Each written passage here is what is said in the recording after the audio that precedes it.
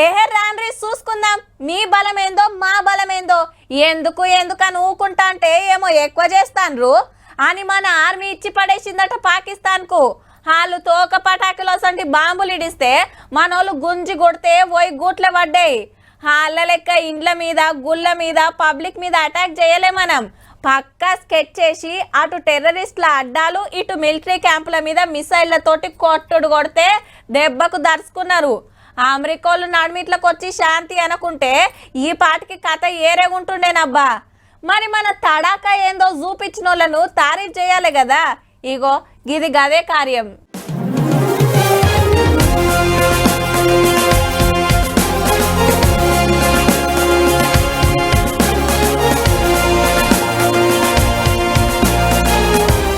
షెబ్బాష్ మస్తు కొట్లాడిర్రు, పాకిస్తాన్ వాళ్ళ పని పట్టిర్రు, ఇండియన్ ఆర్మీ పవర్ ఏందో చూపించిండ్రని ఎయిర్ ఫోర్స్ జవాన్లను తారీఫ్ చేసిండు ప్రధానమంత్రి మోడీ సారు.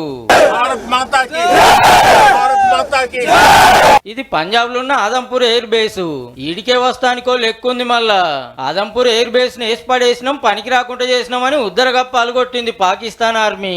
కానీ జవాన్లు వెనకాల చూడు S-400 బందోబస్తు ఎట్లున్నదో ఇదే మన సుదర్శన చక్ర. అటుకెళ్ళి వచ్చినట్టు ధనాధన్ కూల్చి పడేసింది. పక్కదేమో MiG-29 యుద్ధ విమానం. పాకిస్తాన్ జూటా ముచ్చట్లు ఎట్లుంటాయో దునియాకు చూపించి సుదర్శన చక్రం ముంగట నిలబడే మల్లోపారి గట్టి వార్నింగ్ ఇచ్చిండు. మన ఆడబిడ్డల సింధూరం దుడిపినందుకు వాళ్ళు ఇళ్లకు జొరబడి కొట్టొచ్చినాం అనుకొచ్చిండు. जब हमारी बहनों बेटियों का सिंदूर छीना गया तो हमने आतंकियों के फन को उनके घर में घुस के कुचल दिया.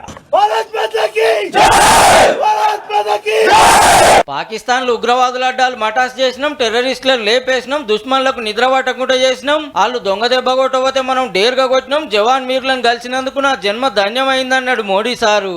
आतंक के तमाम बड़े अड्डों को मिट्टी में मिला दिया. अपने शूरवीरों को सैल्यूट करता हूँ.